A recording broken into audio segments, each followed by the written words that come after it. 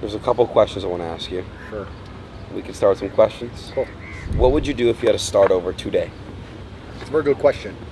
Do I start over as me, or do I start over as me, or do I start over as Joe Schmo? And I'm only going to answer one of them. The answer: Joe Schmo or Andrew Tate? Joe Schmo. Yeah. I think we live in an attention economy. I think that that's going to continue to be the case up into the future. I think that things have now changed, and if you can manage to get attention, you can somehow monetize it. If I wasn't the kind of person who was good at garnering attention or didn't want to get attention, then I would find somebody who is good at getting attention, and I would align myself with them. And then I would either find a way to increase their monetization. Obviously, being useful to them is one thing, but in my experience, outside of course, me, everybody else who's good at getting attention is fucking lazy, and they don't want to do anything else. So I would let them be the face, and I would be the blood and guts underneath. And that's how I would make a bunch of money. And you'll often see in the best business relationships, there's the face of the business, but the true business behind it are a bunch of people you don't know. And it's the same with everything. Wow. So if I was Joe Schmo, I'd find somebody who was the face and got a lot of attention, and I'd sit down with them somehow and say, look, here's how you make this. This is what you should do. This is what you should do. This is what you should do. And they'd sit and go, yeah, maybe, but I'm busy. Good. I'm glad you're busy. This is my percent. Boom, boom, boom, boom. And I'd make it all come Did you true. figure it out? At what point, Andrew, did you realize that you were famous? That's a good question. I don't know. I never really intended to be famous, but But when did you realize that you're like, oh, I'm famous? one of the times it hit me in regards to how famous I was is when I was with Steven Seagal 2 weeks ago. Steven Seagal was here. OG. But 2 weeks ago, you knew you were more famous. Of course I did. I'm saying one of the times it occurred to me how famous I was. Okay. I was with Steven Seagal 2 weeks ago, and by the way, Steven Seagal is a fucking hero.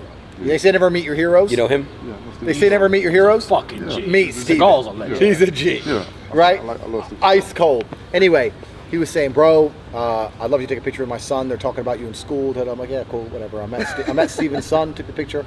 I says, I heard they're talking about me in school. He goes, yeah, we did a whole class on you and how your effect on culture, et cetera, et cetera. I said, oh, so where do you go to school? He said, Ulaanbaatar, which is the capital of Mongolia. So in Mongolia, Oh my God. in school, they're doing classes on me. That's That was kind of crazy. crazy. That was crazy. Somebody said, how big is it? If you do one more... Your count. I know, you think you're smart, Adin. You think you're smart. Do you actually think you're smart? A little bit. Do you believe, like, I'm smart? Do you know how many partners you've had in all, or is that too personal for you? I do know, but I don't think it's that important. Okay. Actually, no, I'll change that. I think as a man, sexual experience is very important. So how many bodies do you have then? Okay, I think as a woman that the number one thing that men value in women is innocence. I think innocence is very, very attractive. And it's not just about sex. As a man, when you find a woman, if you were to build your ideal woman from the ground up, you'd want to be able to give her experiences and show her She's things. never done, exactly. You'd want to show her things she's never done. For sure. In every realm, not just sexually and everything else. You want to be the first person to take her to first do class, this and- first yeah. person to put her in a 5-star hotel, Yeah. first person to take her to a nice restaurant. Private jet. Yeah, you want to be the guy to show her the world. So, and that also includes sexually. So you like the idea of a woman with less experience, so Of you course. can show her things. Of If a course. woman's like, I know all of it. Yeah, You're yeah. a bit like, Yeah. all of it? Yeah. Okay. But I think as a man, it's the opposite. And I also think that women like men. I was gonna say that. Yeah. I think for a man, like he said, we want innocent women. But if you ask a woman, she don't want a man that has never had sex. Of course You know not. what's actually interesting? It's interesting. They asked, I don't know where I saw this. It was a long time ago, but I saw it was a survey. They were asking virgin women if they want a virgin man. And even a virgin woman said Said no. no. Wow. They don't want a virgin Because man. they want to be Because they- dominated, right? No, They it's want to be taught. Yeah. they want to be taught. They want a man to guide them through the process. And Yeah. experience, part of being a man is experience. It's experience. Exactly. And that's why, even in very subtle ways, the reason women love scars on men is something has happened to him. It's experience, right? Wow, yeah. So when I say it's not important, I take that back. As a man, sexual experience and the fact that you've been around the block to a degree is actually very important. Yeah. But also, I'm not going to say a number because a lot of dudes lie about their number, et cetera, but I had a webcam company and stuff. It's extensive. Is there an estimate? 600, 700? Okay, not bad. But I don't think that number is that important. And It's I also think the number of girls not just the sex is important. I think that you can learn a lot about women. It's not just sleeping with them. You need to have a whole bunch of girls you've just slept with. You need to have relationships. You need to have that time you got your heart broken. You need to let that one chick who fucking did some shit, got away with some sly right. shit, so no other bitch can finesse you.